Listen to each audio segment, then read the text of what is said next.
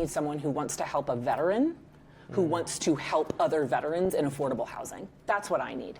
Tell me about your Mount Everest. What are you looking to achieve over the next 5 years? My Mount Everest is getting into RV parks. Saying about setting the date. provide safe and affordable housing for 1,250 people transitioning out of rehab centers. Welcome to the Discovering Mount Everest podcast. I am your host, Mundo Sanchez, two-time CFO of the Year and Forbes featured entrepreneur.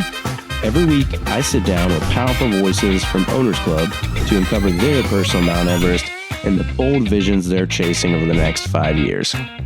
This podcast gives you a rare front row seat into the mindset of elite entrepreneurs and investors. What drives them, what challenges they're navigating, and how you might play a role in their ascent. So whether you're scaling your own peak or seeking to support others in theirs, you're in the right place. Let's begin the climb.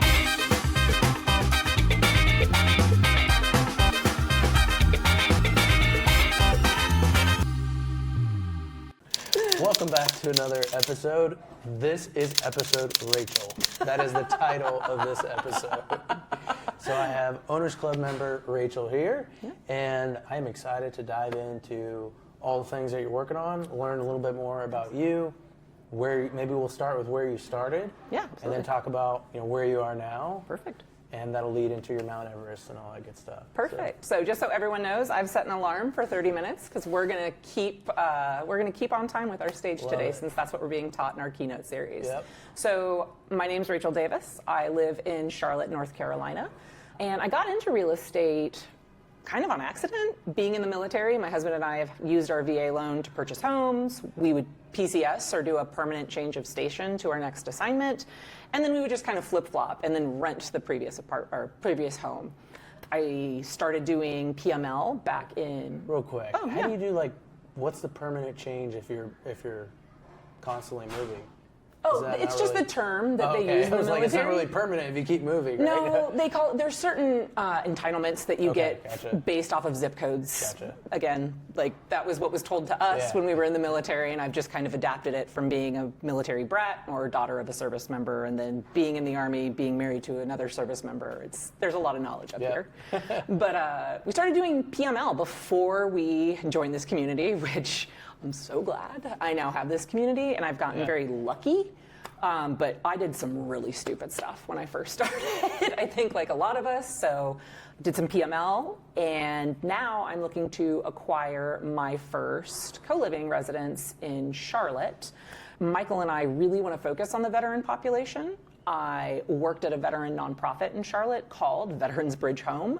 Our number one requested service was affordable housing, and we had a really hard time delivering on it. So I now see myself as an investor being able to bridge the gap between investors, social services that provide wraparound care for veterans, as well as local government. So that is my Everest for my husband and I. Nice. Do you have a number in mind?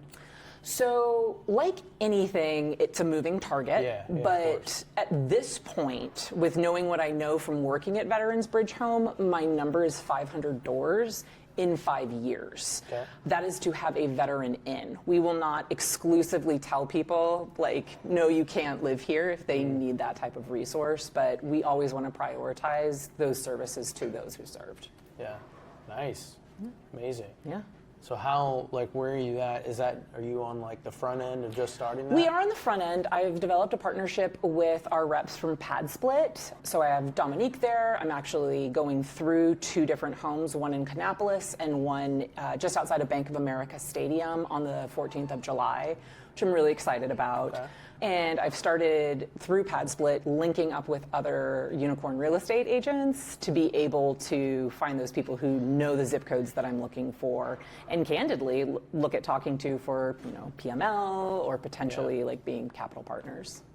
Oh, the agents themselves. Some of them have that. Some of them have that ability. So yeah. Yeah, I've talked to a lot of agents. I've only had one agent that was I want to lend money on your deal. Usually it's not a thought that comes up, right? Yep. Nope, it's not, but not typically. Yeah. But I've been fortunate to talk to at least one person who's Yeah. had that conversation with me. Nice. But again, it's very new, and because I learned the hard way, I put much more emphasis on due diligence in the relationship on the front end. So that's still to me, a little bit longer term. Yeah. So, and you're in sub 2, right? Yeah, so Okay. I'm in sub 2 and have been in the community officially since December. So the fact that since Very new, December, yeah, yes, the wow. fact that since December I have been able to I closed my first creative deal at Everest Base Camp. Wow. I did not have running water in Gorikshep, but I had Wi-Fi at Wait, Base so Camp. it was remote notary then? Or? Yep. My husband was taking care of things on the back end and sending me text messages. And so I'd be able to get on the Wi-Fi network and Yeah. see that a text message had come through that we had in fact secured the funds. It was pretty We gotta crazy. find out if there's ever been a closing on the mountain. It was pretty cool. I did find out Andrea Cannon actually closed her first deal on a hike. So Okay. just through networking, that was a pretty cool connective tissue thing with another Yeah. OC member. Yeah. That's awesome. Yeah. That's awesome. So tell me about that journey that you took. Oh my God, it was incredible. And why? Where did this all start? I'll tease you with this. Buy Okay. my book. It's on. No, the premise of it is my father and I are both Army veterans, and we didn't always have a really easy relationship, despite the fact that we wore the same uniform. And so, about 3 years ago, my dad climbed to Machu Picchu with a former platoon leader when he was a company commander. And he came back and was just talking about Everest Base Camp. And he went to people he served with in the Army, and he went to the old platoon leader, and he went to family members, and no one wanted to do it with him. And he came to me, and he said, I think I'm going to do it alone. And that night, I looked at my husband, because I married a saint, and I was like, Michael, I cannot let my 67-year-old father go halfway around the world to 17,600 feet and have no one be there. That's not okay. Yeah. And we knew it was going to be 3 weeks to a month that I would just be gone. And we have kids, and I was asking a lot of him, and he just looked at me and was like, you have to go. And that is very much how Michael and I run our business. There's very little daylight between us, and he's just the most supportive partner that I could ever ask for. It's hard to find other business partner when you trust your partner that much. But so my father and I trained and planned for a year. And like I said, February 27th, we took off, and it was probably the most incredible adventure I've ever had. And Well, real quick, going back to your husband, Yeah, I sorry. could just tell how supportive he was, because he was like, hey, go do this podcast. Go do it right now. Yeah. That's amazing. I mean, I left the Army to marry my husband. So my husband was a sergeant first class, and I was a major. That's a big no-no. Okay. And I decided, I never was in charge of him, but I left the unit, and I immediately processed paperwork to chapter out of the Army, and 9 years later, it is still rocking and rolling. So I think it was probably aside from joining Owners Club and Sub 2, of course, one of the best decisions I've ever made. That's awesome. That's awesome. But yeah. And so, through that journey, without giving away everything, what are some really key points or revelations that you got from that journey that you took? Yep. I think one of the biggest ones is knowing what my father and I went through during 9/11, us both being deployed together at one period of time. He was in Iraq, I was in Afghanistan. Everyone's had a difficult relationship with a family member and had to overcome something if they want to mend that relationship. And I had a path where I could have chosen to not. And I chose to say, my father is not doing this intentionally. He's doing the best he can, no differently than I am. No one gave me a playbook. And I'm going to do what I can to mend that relationship. And had I not made that decision, that trip would have never happened. So I think a lot of it is just really doing a gut check on yourself on how important are your relationships and how involved are you in rectifying some of those maybe broken bonds. But on that trip, I started learning that my dad, who used to tell me I have no emotional needs, was like a mindset guru. He was like, yeah, every morning I wake up and I write my intention for the day and I write what I'm grateful for. And I'm like, I'm sorry, who is this person? And to be in some of what feels like the most spiritual land in the world. You know, you're just standing among these huge peaks, and hearing my father do this, I kept going back to how happy I was to shift how I looked at that relationship. And if I was going to say a third thing, it would be the reliance on team. I would have never have gotten to Everest Base Camp without the company I used and the porter and guide. They were just, the Nepalese people are incredible. And I just feel really honored that now I have 3 men who call me Dee Rachel, which means big sister Rachel. And they're constantly on my stories on Instagram and supporting everything. It's just, And it's so they very literally cool. just do that for a living. Yeah, that's all they do. That's all they do. That's crazy. Yeah. So when we talk about Sherpas with pace, I'm like, I've literally walked among them, and they're incredible people. Incredible. Wow. And so is that something you see yourself doing again? It's so funny you say that. One of the things I've said to Michael is, how do I make a business of teaching people that going to Everest Base Camp is 90% mindset, so that I can create a business where I'm taking other people in this community and taking them on the trip that they never thought possible. That would be so cool if I could do that. But I don't know if I can. I've got a lot of things. I'm just going to say, we're tying fate into this because this podcast name is called Discovering Your Mount Everest. It's a little bit, it comes from Owners Club. Yeah, but, absolutely. You're tying it all together. I know. The podcast, Owners Club, that obviously Mount Everest is a huge focus. And then the literal Mount Everest, what you're talking about. Yeah. Yeah, I mean, I think that's a good point. There's so many. I heard an amazing story over dinner. He doesn't really want me to share it, unfortunately, but it's just, he basically put it all on the line for his business, and he was desperate at ends meet, had no other option, and he just pumped $30,000 into this marketing of his business, and then it just took off. He was on the verge of losing it. Wow. And just to see people that just have that all-in mentality, don't quit, always get up through adversity. I just love seeing that. Mm-hmm. And those are the people that win. It's not the smartest, most intelligent person. It's just the people that just don't give up. Yep. And they just keep fighting. You see that a lot in the veteran community, Mundo.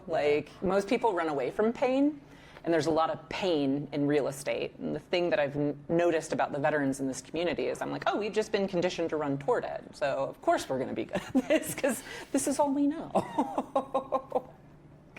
And so how did the military kind of shape? I kind of know the answer, but for people that don't, my parents were in the military too. Oh, that's I was awesome. born in Tacoma, Washington, Oh, in a military JBLM. hospital. Yeah. So. Joint. Now it's JBLM. I can't remember. Fort the Lewis name is of the it. name of the Yeah, base, I think, but they've changed it. Oh, I feel terrible. Of course, I'm being recorded, so I can't remember it. But yeah, I was born in a military hospital. Okay, so, very cool. Yeah, my parents had that background and upbringing, at least for me. I'm going to have some questions after this podcast to Yeah. make sure that your parents are taken care of with their VA disability and that you know where their DD-214 is. But how has that experience kind of shaped what you're doing today? It's everything. Yeah. It's literally everything. I am the daughter. I mean, I have a black powder rifle in my home that belonged to a family member in the Civil War. Wow. The way that families raise doctors, or lawyers, or whatever profession, my family raises soldiers. And it's a little odd being a woman sometimes in what is a very masculine profession, but it's given me a lot of insights that have shaped how I have acted as a military leader that's, I think, been helpful for that type of culture, right? Yeah. But I mean, all I ever want to do is take care of the soldiers that serve to my left and right. It's what I wanted to do when I wore a uniform, and it's all I've done really since, and it's what I'll do until the day I die. You Amazing. never stop serving, ever. Yeah. And so do you see, as you start working your way towards this Mount Everest, do you see yourself more as kind of the visionary putting it together, or do you want to be more hands-on as an operator? Yeah, it's funny. It's funny you asked that, Mundo. It's one of those where I talk about my husband and there's very little daylight between us. I think it's going to shift. My husband is very much almost a 50-50 split on a visionary and integrator. Honestly, I probably operate more like an operator. I like being in things. I like working with people and seeing the light go off when I'm explaining it to them. And I spent so much time in the federal government when I left active duty on strategic level staffs that I like when I start something at the end of the day, it's done. Like either the contract is signed or the problem is solved. Like it brings me a lot of relief. Love it. So as you kind of think about, because the retreat hasn't really started yet, right? What are some of the key relationships or resources or things that are missing that you want to fill in the gaps for this week? If you had to just bring out your magic, genie. If I had a magic wand, capital and capital structure is a big one. Co-living is not an easy task to undertake from a capital perspective. And I really want to talk to folks who know how to structure deals appropriately. Because my husband works at a top 10 bank, I have to be very concerned with how capital is handled in our house because I don't need him to be competing with his employer. That and systems. So we have a 5-year plan. I can hand it to someone, but if they don't have the time and the bandwidth to mentor that, really and truly, at the end of the day, I need someone who wants to help a veteran, who wants to help other veterans in affordable housing. That's what I need. Because at the end of the day, Michael and I come with 28 years of military experience, 4 of which were spent in Afghanistan, and we've both spent time in Ukraine. If you want to help people like that, start a business, that's the people I'm looking for. Wow. I know that's a little heavy. Yeah. I mean, I feel like there's a lot of people in the community that are focused on, that demographic. Yeah. Have you connected with any of those people? Not yet. Yeah. I've made a hit list of folks. In the military, we call it an OML, or an Order of Merit list. So I have an Order of Merit list of folks here that have that as either a part of their Everest or a part of their wants. I know Michael Mazzacani, he's a veteran. Yep, he is. He focuses on co-living. Yep. And I think he's got a veteran's focus, right? He has a company, Vets Coast to Coast. So I have not had the opportunity to speak to him here, but I am in his pod. Okay, So, nice. yeah. Yeah, I'm sure you'll get a chance to run into him. I'm going to make sure it happens. So it's connecting with other fellow operators or people that kind of have the same vision for that. I think a lot of it, like I said, has to do with I've never started a business, neither has my husband before. But we hear a lot of people say, I want to help veterans. I want to help veterans start businesses. So I'm like, okay, well, here we are. And Michael and I didn't do the same year over and over. We're both in our 40s, and we have a very clear 5-year plan on what we want to do. And if someone wants to look at it and present or ask us questions, those are the people where I'm like, if that's what you want to focus on, please speak to us. Well, we're ready. Where are we on the timer? What questions do I have? Let's see. You have, according to this, you have 12 more minutes, my friend. Wow, we're punching through this. Well, I'm a veteran. We are efficient. Right there. I love it. So what does that? So you're looking for other people with business experience. I am. Right? I quite frankly, that's what I need. Yeah. Yeah. Okay. So I shared a little bit of background about myself beforehand. So what? If you were kind of pitching that 5-year plan, what does that look like? Yeah, so the goal was to acquire 5 properties in the next 12 months. And to be able to partner with capital partners and individuals. We do have a person who could potentially operate if the person we partner with doesn't want to use pad split. But like I said, I'm starting to develop that relationship. Quite frankly, the best person to really dive into that is my husband, Michael, because that's his focus. I am one where I have a background in sales, so I am very execution forward. So that part, like I said, I think would be better served with Michael to really delve into. And does he have enough bandwidth because he's working during the day? He is. So what typically works best with Michael and I is he will have an initial conversation. It's so funny. It's like a true marriage partnership, in business. He'll have an initial conversation. Michael knows how to break down executional tasks so that I understand. And so when he's at work, I go and take care of what needs to be done. That's been the way it's been for the last, 7-8 months. Nice. So I guess, if you had 3 questions that you wanted to ask, as far as scaling, what would they be as far as your business goal? Yeah, so I know the ultimate goal is for us to do very similarly to what Tracy Koa and Dustin Gorowski are doing with 1-to-1 ratio, doing new construction build to give people dignity. Like one bed, one bath. Yeah. 100%. Like, look, like you can tout 4-1 works, but I've lived in really rough environments on deployment. I did AmeriCorps in Montana as like a recent college grad. Like I've lived where it's that kind of experience, and I have to picture myself if I'm in my 30s, 40s, 50s. What do I want to live in? Ultimate goal for me and Michael is to have 1-to-1 ratio in new construction. So knowing I need to prove a model where I probably need to purchase a previous pad split, I need to figure out how to do that and then get to the point where I can do a commercial build like that. So I know I can do it. It's been done. I see it in the community. It's just connecting with those people to see how they did it. Yeah, I have a co-living property. It's a 5-bed, 2-bath. And before I did it, you know, I always heard like the ratio of like 3 beds to 1 bath would like, that's max, makes it work. So I was like, okay, 3-bed, 1 bath, 2-bed, 1 bath, golden. Boy, was I wrong. That is the number one reason why I lose prospective tenants. Like all the higher quality tenants that come in, they're just all fixated on the private bathroom. Like they all want the private bathroom, and I lose so many people. It's hard to fill the property because it's a 5-bed, 2-bath, and like I didn't get it until I got in it, and I'm like, yeah, this sucks. Yeah, yeah. I It's mean, a challenge. Yeah, and I mean, it's one that you as an investor have to straddle too, right? On like, okay, what makes sense? Is it just going to be like a higher turnover? But at the end of the day, I just go back to the smaller of a ratio you can get as this industry or this vertical of co-living like continues to scale. You're going to want to have nicer properties to compete with ones that you know maintain a 4-to-1. So I'm always trying to think ahead in that respect. And this is like a really beautiful neighborhood. Like it's a beautiful property.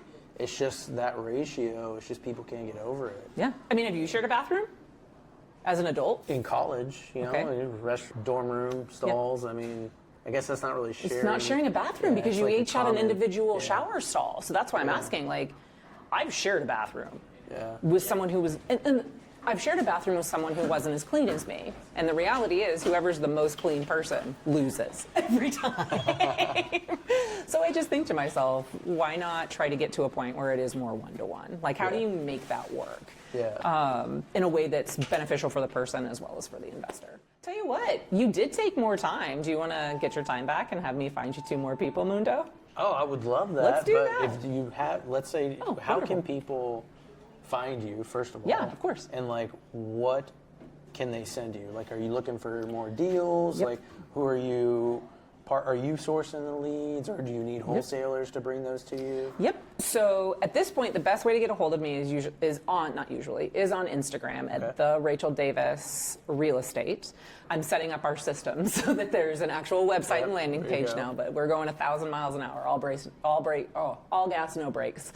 But what I'm looking for right now are co-living properties in very specific zip codes of Charlotte. So if someone wants to reach out to me to know what those zip codes are, because the last thing I'm going to do is ask someone to bird dog or a wholesaler to come to me knowing it's not in my buy box at all. So, and that has a lot to do with just zoning in Charlotte, and it's a tight market. So that's what I'm looking for. Yeah. So and again, then you also have a book. I right? do. Yeah. That's a link that you'll have like tomorrow? It comes out tomorrow? No, it's out now. Oh, it's out now. Okay. I started my soft launch on Friday. I'm currently, when we came upstairs, 312 on Outdoor Adventure on Amazon. Nice. But my publisher will have it go live and it's already active, but live tomorrow. And so that's when I anticipate a lot more traction with it, just because he's pushing it to those markets. But the book is called The Climb, Creating an Everest Mindset, which is great for the podcast. Love it. And again, it's about just my mindset and travel to Everest Base Camp with my father back in March. That's amazing. Yeah. It's amazing. What, any last parting thoughts for people that, I think besides check out the book? No. I mean, of course I want everyone to check out the book, but I think the biggest thing is mindset's this huge like industry, right? And for a long time, I didn't believe I deserved to be in the room because I allowed the opinions of people who had not done the things that I wanted to do drive my decisions.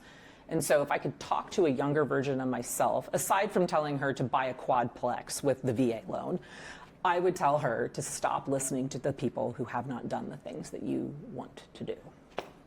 That would be my parting shot. Amazing. There you have it. Yeah. On episode Rachel, which I think is episode 11. I'm not entirely sure. But we're calling it episode Rachel. I love it. Well, thank you again for coming on the show. It was a pleasure. It's great. Thank you, Mundo. Looking forward to checking out your book. Thank you. Reading about it. I don't anticipate I will be climbing Mount Everest, so that's probably the closest I'm going to get.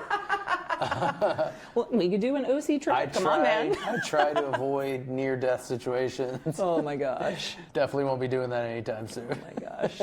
But I definitely admire the courage that it takes to do something like that. That's amazing. I mean, that would be pretty cool to do. It was mental fortitude. And did you do like a bunch of training for that? I mean, I never trained above 1,500 feet. Really? At the end of the day, I mean, I said it earlier, like getting to base camp is so much. I mean, you have to be in decent shape. Yeah. But the reality is, if you believe you can, you can. And if you believe you can't, you will not. Yeah. And if there's actually a point in my book where I talk about, I had a moment where I was like, am I going to be able to do this? And I could have backed out, and I chose not to. So again, if you believe you can, you can. Yep.